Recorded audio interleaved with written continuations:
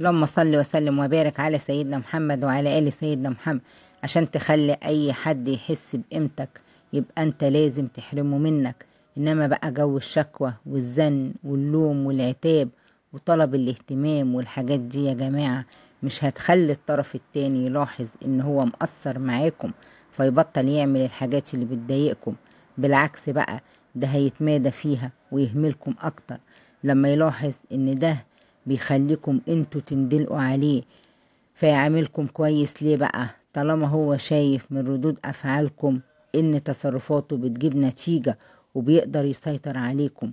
بص بقى هقول لكم، انتوا لازم تنسحبوا من حياته وتدوله فرصة يشتاق ليكم ويلاحظ ان تصرفاته دي بتبعدكم عنه مش بتقربكم منه.